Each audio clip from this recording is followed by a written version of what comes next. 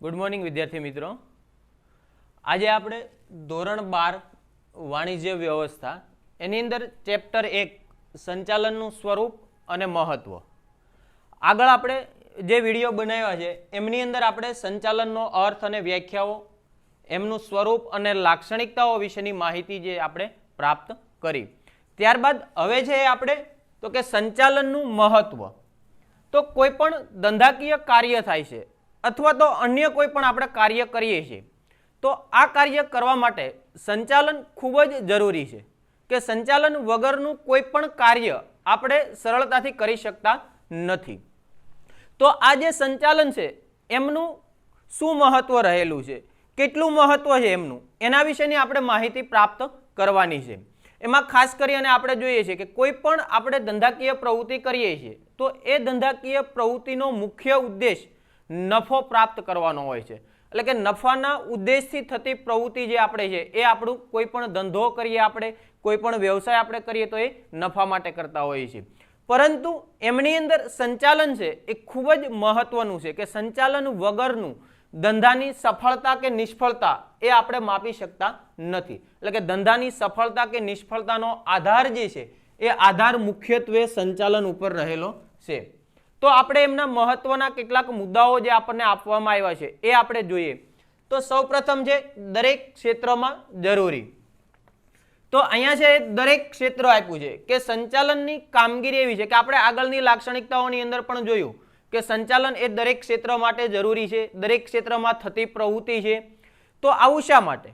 तो के संचालन ए दरेक क्षेत्रनी अंदर एटले के सामाजिक क्षेत्र होय, आर्थिक क्षेत्र होय, धार्मिक क्षेत्र होय, कोई धंधाकीय एकम होय, कोई शैक्षणिक क्षेत्र होय, कोई पण क्षेत्र होय, तो दरेके दरेक क्षेत्रनी अंदर संचालन वगरनुं कार्य थतुं नथी। एटले के क्षेत्रने आपणे जे छे एनो विकास करवो होय, एमने आगळ लई जवुं होय तो एना माटे छे ए संचालन खूब ज जरूरी छे। एटले के कोई पण कार्य करता पहेला एमनुं संचालन जे छे ए खूब ज जरूरी छे अने एक संचालन छे ए योग्य प्रकारनुं होवुं ए पण जरूरी छे।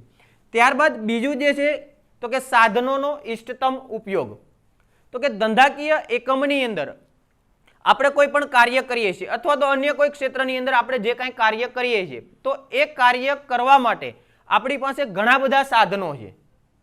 तो ए साधनोनो आपणे उपयोग करीए छीए पण ए साधनोनो आपणे आडेधड रीते उपयोग करीए, एमनो आपणे बगाड़ करीए तो आपणने योग्य परिणामो योग्य समयनी अंदर प्राप्त थता नथी।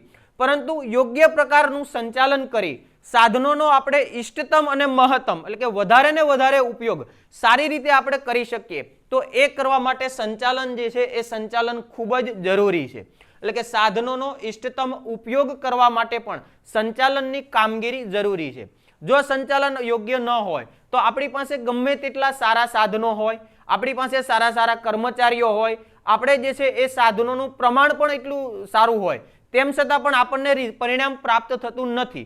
कारण तो के संचालन योग्य नहीं। जो संचालन योग्य होय, व्यवस्थित रीते संचालन थतुं होय तो आपणे धंधाकीय एकमनी अंदर सरलताथी सफलता प्राप्त आपणे करी शकीए। એટલે કે આપણા જે કાંઈ ઉદ્દેશો કે જે ધ્યેયો નક્કી થયેલા હોય ત્યાં સુધી આપણે સરળતાથી પહોંચી શકીએ। એટલા માટે અહીંયા જે છે એ સંચાલનનું મહત્વ રહેલું છે કે સાધનોનો ઇષ્ટતમ ઉપયોગ થાય, સાધનોનો મહત્તમ ઉપયોગ થાય, એ માટે યોગ્ય પ્રકારનું સંચાલન હોવું જરૂરી છે।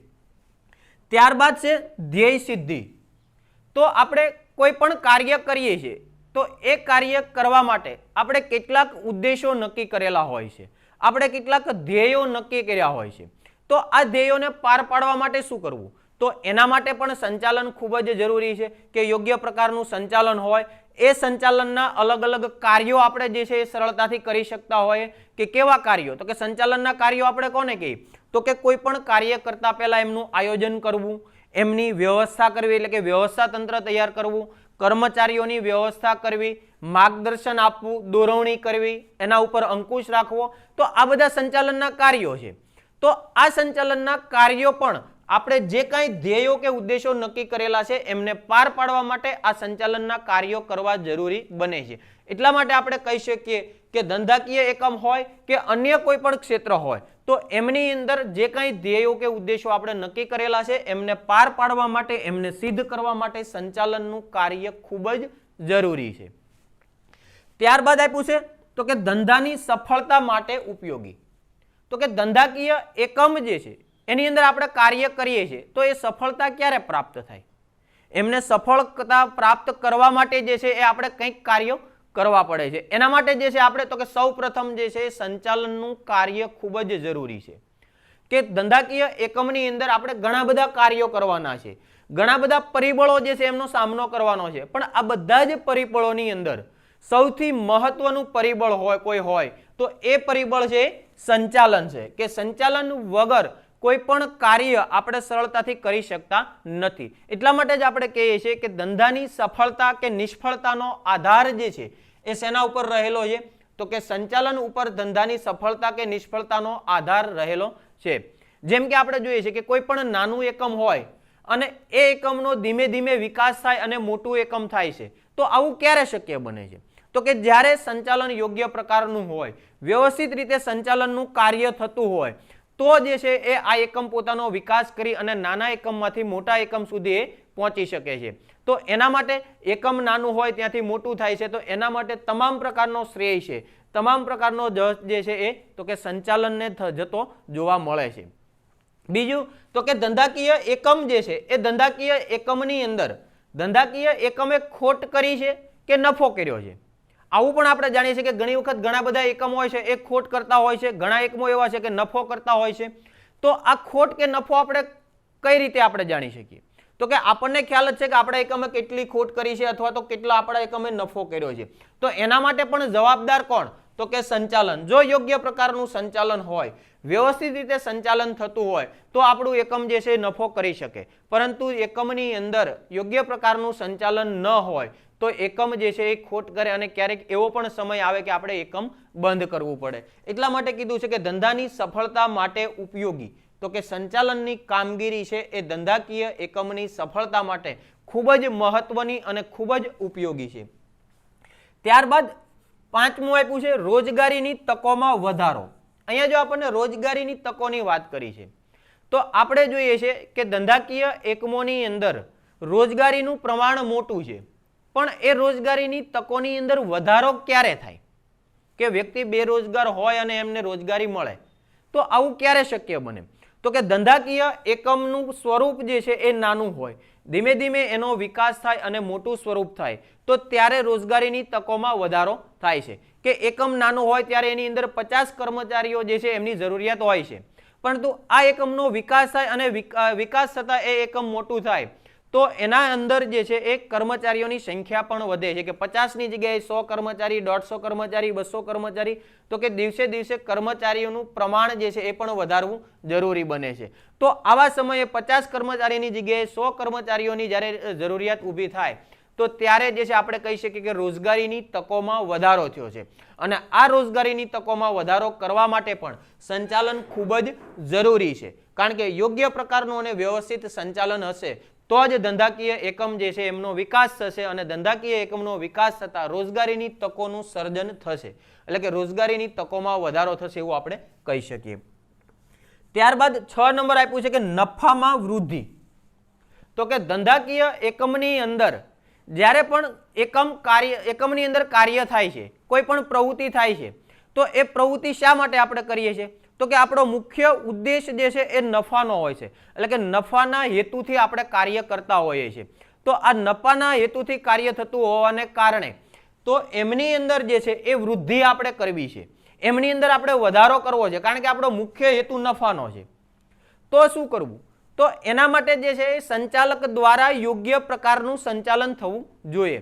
પરંતુ એના માટે સંચાલક જે છે એ પોતાની આવડત, પોતાની બુદ્ધિ ચાતુર્ય એના દ્વારા જે છે એ ધંધાકીય એકમની અંદર યોગ્ય પ્રકારનું સંચાલન કરે છે, યોગ્ય પ્રકારનું સંચાલન કરી અને નફાની અંદર જે છે એ વધારો કરી શકાય છે. આ ઉપરાંત તો કે ધંધાકીય એકમની અંદર સંચાલક પાસે યોગ્ય પ્રકારનું જે છે એ કાર્ય કરવાની આવડત હોય, એમની પાસે બુદ્ધિ હોય, તો જે કંઈ આપણી પાસે રહેલા ધંધાકીય એકમના ઉપયોગ માટેના સાધનો છે કે જમીન, મૂડી, શ્રમ, કાચો માલ સામાન, આ બધા જે આપણા જે છે તો કે ધંધાકીય એકમની અંદર કોઈ પણ વસ્તુ જે છે અથવા તો કોઈ પણ કાર્ય આપણે કરીએ છીએ તો એના વિકાસ માટેના સાધનો છે, એ કાર્ય કરવા માટેના સાધનો છે. તો એ સાધનોનો કરકસરપૂર્વક ઉપયોગ થાય, એ સાધનોનો બગાડ ન થાય, એ પણ સંચાલક દ્વારા જે છે એ નક્કી કરવામાં આવે છે, સંચાલક દ્વારા એ જોવામાં આવે છે અને યોગ્ય પ્રકારનું જો સંચાલન થાય તો નફાની અંદર વૃદ્ધિ થઈ એવું આપણે કહી શકીએ. ત્યારબાદ બીજું તો કે સામાજિક લાભ. તો ધંધાકીય પ્રવૃત્તિ છે એ પણ સમાજમાં રહી અને સમાજ માટે થતી પ્રવૃત્તિ છે, સમાજના લોકો માટે થતી પ્રવૃત્તિ છે. એટલા માટે આપણે એવું કહી શકીએ કે ધંધાકીય એકમની અંદર જે કંઈ પ્રવૃત્તિ આપણે કરીએ છીએ તો એ પ્રવૃત્તિ કરવા માટે પણ સમાજને લાભ થવો જોઈએ. તો એ લાભ કઈ રીતે થાય? તો કે આપણે યોગ્ય પ્રકારનું સંચાલન હોય તો સમાજની જે કંઈ આપણી પાસે પ્રોપર્ટી છે, એટલે કે સમાજના જે કંઈ સામાજિક સાધનો જે છે, જે કંઈ આપણે સાધનોનો ઉપયોગ કરીએ એ સમાજમાંથી જ આપણે સાધનો મેળવીએ છીએ, સમાજમાંથી જ એમને આપણે પ્રાપ્ત કરીએ છીએ અને એનો ઉપયોગ પણ સમાજ માટે જ આપણે કરીએ છીએ.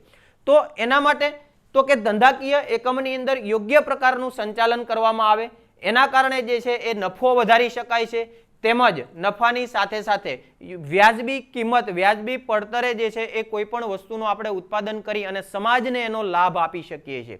સમાજના લોકોને છે એ આપણે વ્યાજબી કિંમતે ઉત્પાદિત થયેલી વસ્તુઓ છે એ પૂરી પાડી શકીએ.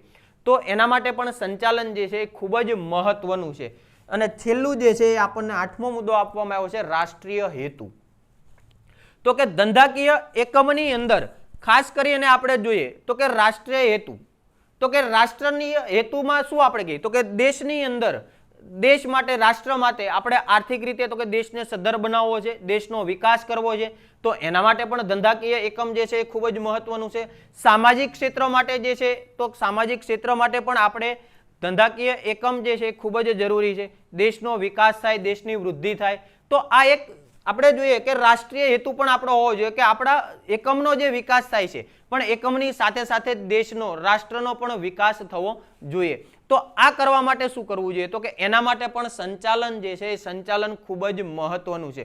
યોગ્ય પ્રકારનું સંચાલન હોય, વ્યવસ્થિત સંચાલન હોય તો એમના કારણે જે આપણે દેશનો વિકાસ પણ ઉદ્યોગોની સાથે સાથે, એકમોની સાથે સાથે દેશનો વિકાસ પણ આપણે કરી શકીએ છીએ. તો એમની અંદર રાષ્ટ્રીય હેતુ પણ રહેલો છે એવું આપણે કહી શકીએ. તો અહીંયા જે છે આપણે સંચાલનની મહત્વ છે કે ધંધાકીય એકમ અથવા તો કોઈ પણ ક્ષેત્ર આપણે લઈએ તો એમની અંદર સંચાલનનું મહત્વ કેટલું છે એના વિશેની માહિતી જે છે અહીંયા આપણે આપી છે. આવતા લેક્ચરની અંદર આપણે જે છે આગળનું પછી જોઈશું.